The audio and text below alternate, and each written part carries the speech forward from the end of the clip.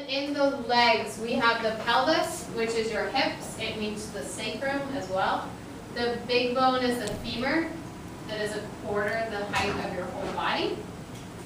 You have the patella, which is your kneecap, the tibia, and the fibula. The tibia is the big one, it makes up your shin. And the fibula is the smaller bone down the side.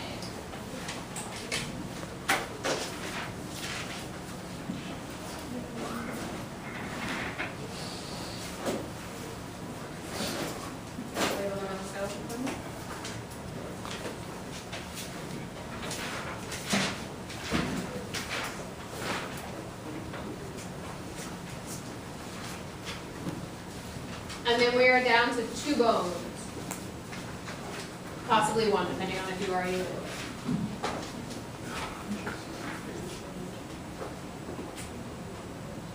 Beautiful. And then we finally have the scapula and the clavicle. Your clavicle is your collarbone, and your scapula is the shoulder blade at the back. So scapula is at the back, clavicle is your collarbone.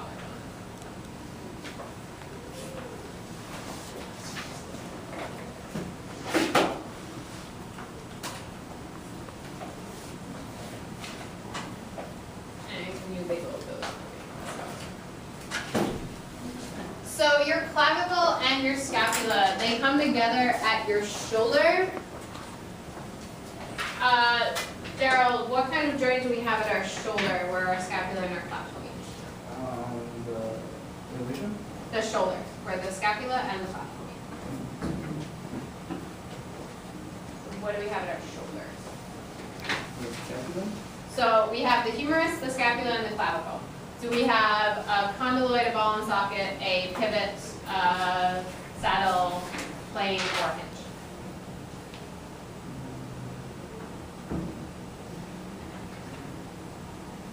You can use your notes that you just made on the organizer.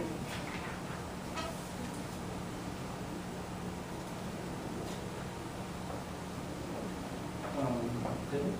So which one is in the shoulder? So, for example, which one's the shoulder? Ball and socket. Thank you very much. So we have a ball and socket joint at our shoulder where our clavicle and our scapula meet. Anyone not have these labeled or confused about how they label? Okay, we are then going to jump back to finish off with fibrous and cartilaginous joints, which are slightly different from the synovial joints we just talked about. So if you go back to your line notes, after our momentary appendicular interlude,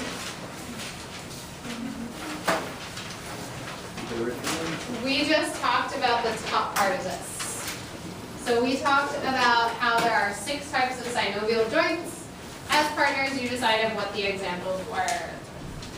We're now going to move on to comparing synovial joints to fibrous and cartilaginous joints, which should take about 5 minutes.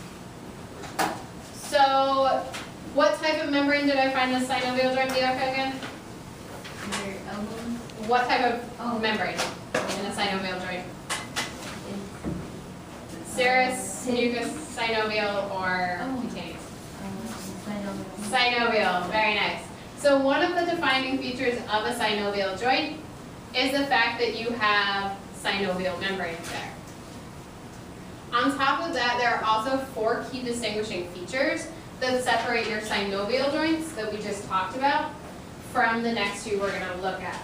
So at a synovial joint, you always have cartilage. And cartilage is one of your do now words. It is there to help reduce friction.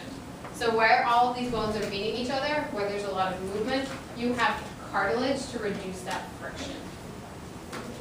They're also enclosed in a fibrous capsule to help make them more stable because there's so much movement. They also have synovial fluid in that capsule. That's what you're going to pop when you crack your joints. You're popping air bubbles in those joint capsules. So the fluid gets gassy bubbles in, and so when you crack your knuckles, you are cracking bubbles. And the final defining feature is that they can be reinforced with ligaments, which is a type of connective tissue that we talked about 3 weeks ago now.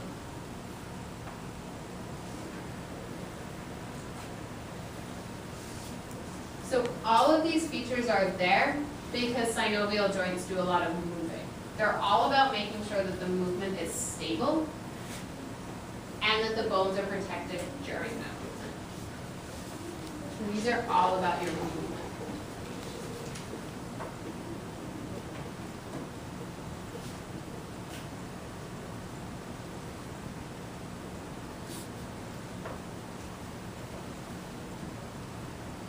There are, however, a couple problems with the fact that we are going to move these joints so much, which is what we're going to look at.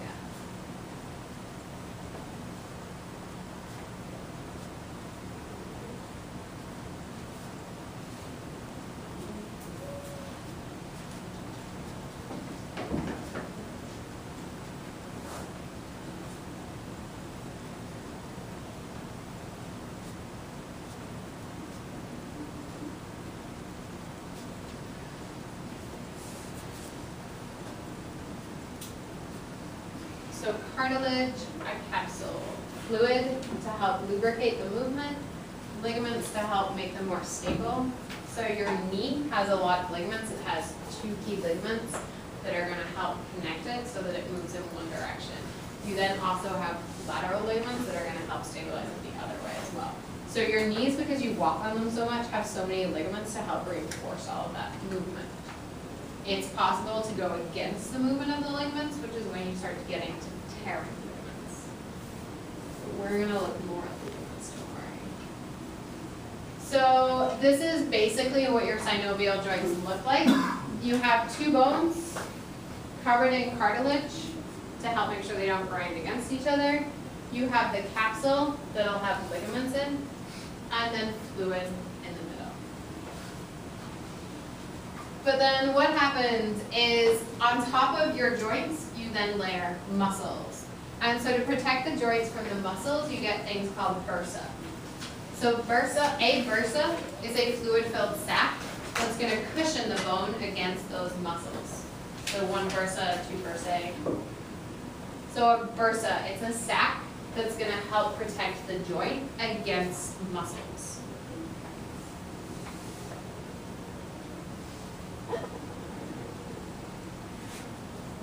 So here we have the subdeltoid bursa, and the deltoid is the muscle on your shoulder. So it is the bursa below the deltoid muscle. It's going to cushion the humerus and the scapula and the clavicle against the deltoid muscles.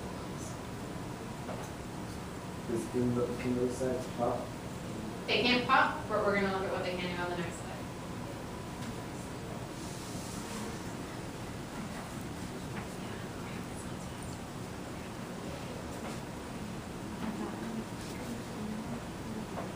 Okay, I am going to flip these lights up solely so you can appreciate the brilliance of what happens when these bursas go wrong. So these are there to cushion your joints against the muscles, but when you overuse a joint, you get inflammation, which is called bursitis. So these are 2 pretty bad cases of bursitis. Over here we have a nice normal knee. Look, it's normal, it looks like your knees and my knees. This knee is not normal. This is what happens when a bursa goes wrong, which is caused by repeated use. This is a bursa on an elbow. So my elbow does not have a massive fluid-filled sac, but this is bursitis. So bursitis is caused by overuse. What kind of sport do you think overuses their elbow? It's not baseball, actually. Football, tennis. It is tennis. Very nice, sir. So tennis, this is actually called tennis elbow colloquially. So you get tennis elbow because tennis players are constantly working their elbows. So the overuse causes bursitis. What kind of joint problem do you think you get with baseball players? There's a different kind of bursitis. Yeah, the shoulder gets dislocated or something. You can also get bursitis of the shoulder. So you can get, especially if you're a pitcher, there can be bursitis in the shoulder. If we're to bursitis in the knee, It's often caused by people who are working on their knees a lot, so it used to be called housemaid's knee, because people who used to scrub floors used to be on their knees a lot scrubbing the floor, so they overworked their knee joints. So only joints that you use often are likely to get bursitis. So your shoulders, your elbows, and your knees, those are the big three where we get bursitis because of the use there. And then we jump to fibrous joints. So we've looked at synovial, there's a lot of movement there. Fibrous joints are more about protection. So fibrous joints are when your bones are joined by thin layers of connective tissue or fibers. So if you look at the picture of the skull, we have the bones have grown together and they've fused together with fibers. So your skull is full of fibrous joints. So if you look at my beautiful skull, you can clearly see that there are fibrous joints where the bones have grown together. But the bones in my skull don't move a lot. They're pretty set, so there's little to no movement at a fibrous joint. It's instead there mainly to protect your brain. We talked about it yesterday.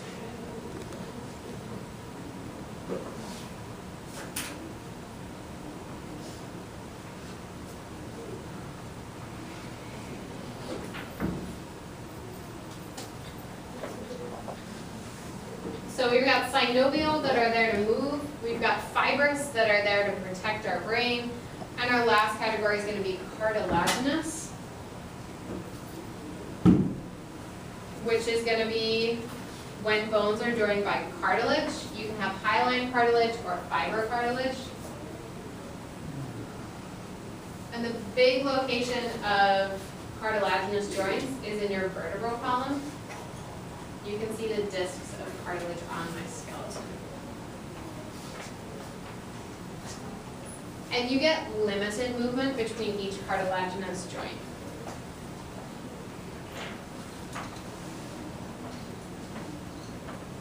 So even though your back is capable of bending all the way over, when you do that, each individual cartilaginous joint only moves a tiny bit. So each joint can only move a little bit. It's the fact that you have 27 individual joints that give you big movements. So each joint moves a tiny bit, but all together that gives you big movements.